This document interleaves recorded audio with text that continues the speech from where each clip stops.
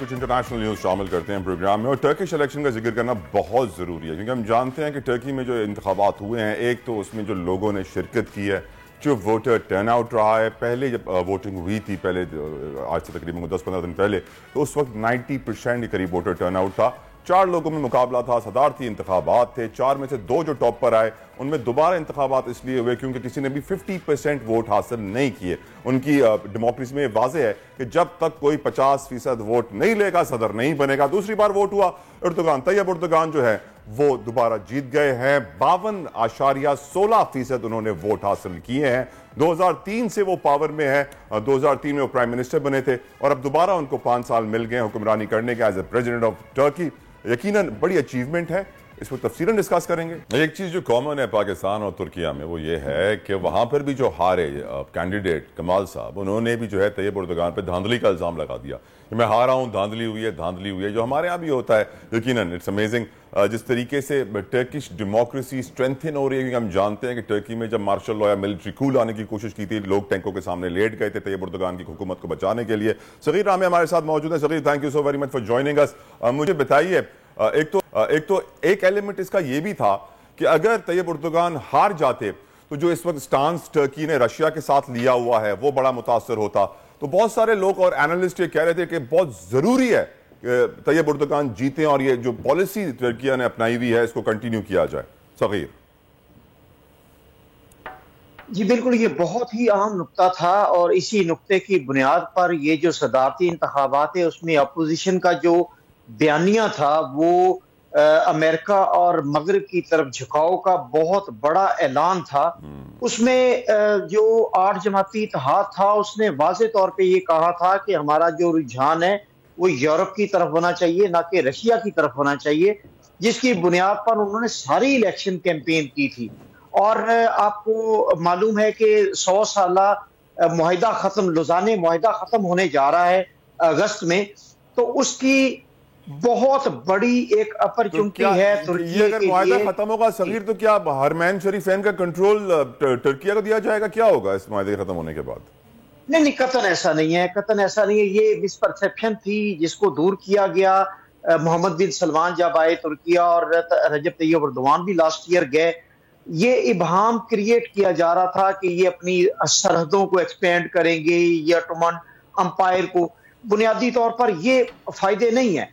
फायदे ये हैं कि 100 साला मुआहिदे के बाद ये अपनी पेट्रोलियम मसनूआत की ना सिर्फ पैदावार शुरू कर सकेंगे बल्कि उसे दुनिया में बेच भी सकेंगे। दूसरा, सबसे अहम, बॉस्फोरस का जो ट्रेड फ्रेट है उसका बहुत बड़ा डिफरेंस है। उसके बारे में भी कहा जाता है कि 100 साला मुआहिदे में उस पर कोई भी तुर्की को बेनिफिट नहीं है। वहां से जो सालाना 48,000 शिप गुजरते हैं, जो दुनिया में सबसे बड़ा पैसेज है, यानी समुद्री पैसेज है, उसमें 48,000 के करीब शिप गुजरते हैं सालाना।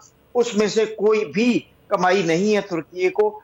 और तीसरी बड़ी बात, न्यू कैनाल बॉस्फोरस जो है वो मंसूबा जो है वो पाया तकमील तक नहीं पहुंचना था, जो कि तकरीबन $17 बिलियन का मंसूबा है। और इससे जो बॉस्फोरस का जो रूट है वो यकसर तब्दील होता है। इसके अलावा जो तुर्की में सेल्फ इकोनॉमी सफिशिएंसी है उसका बहुत बड़ा इन्हिसार था लुज़ाने मुआहिदे खत्म होने पर, जो कि अभी होने जा रहा है इंशाल्लाह। अब तुर्किया किस डायरेक्शन में जा रहा है? क्योंकि यकीनन जब पॉलिसीज कंटिन्यू होंगी, जो प्लान था तैयब एर्दोगान साहब का वो कंटिन्यू होगा तो उससे अचीवमेंट्स में इजाफा होगा।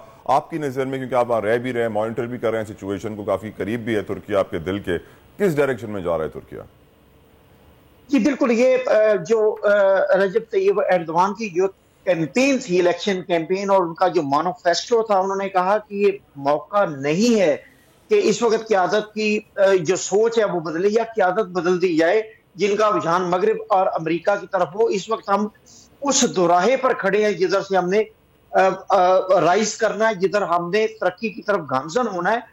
तो उनका मेन इस इलेक्शन कैंपेन में जो मैनिफेस्टो था या जो उनका स्लोगन था वो ये था कि 100 साला सदी की पाबंदियों के बाद तुर्की आजादी की तरफ बढ़ रहा है और इस वक्त अगर क़यादत तब्दील होती है तो हम फिर दोबारा तारीख में चले जाएंगे, हम फिर दोबारा अंधेरे में चले जाएंगे। तो ये कैंपेन थी। आपको याद होगा कि तुर्की की हिस्ट्री में कभी भी रन ऑफ इलेक्शन में नहीं गया था मामला।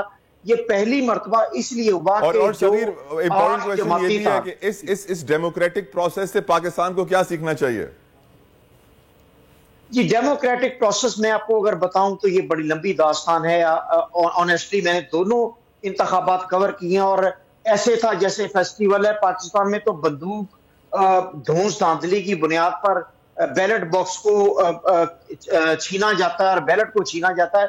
यहाँ पर फेस्टिवल था। और दूसरी बात यह कि यहाँ की अवाम का शऊर जो है इतना ज्यादा शऊर है जमहूरियत का कि उन्होंने किसी भी तरह हंगामा राई को सपोर्ट नहीं किया।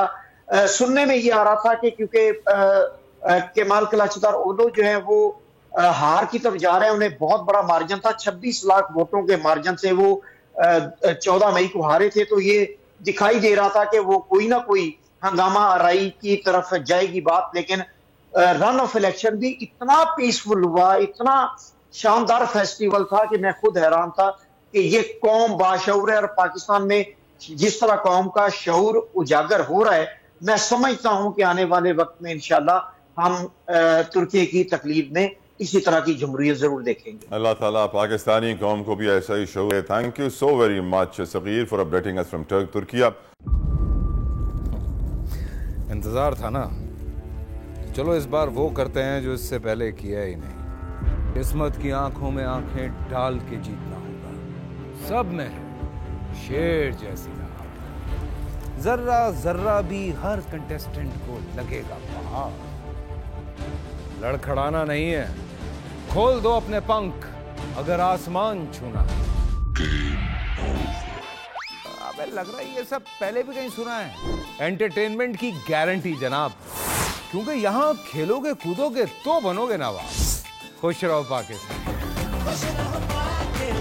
खुश रहो पाकिस्तान बुध और जुमेरात शाम 7 बजे सिर्फ बोल एंटरटेनमेंट पर। सब्सक्राइब करें और बेल दबाएं ताकि कोई खबर रह न जाए।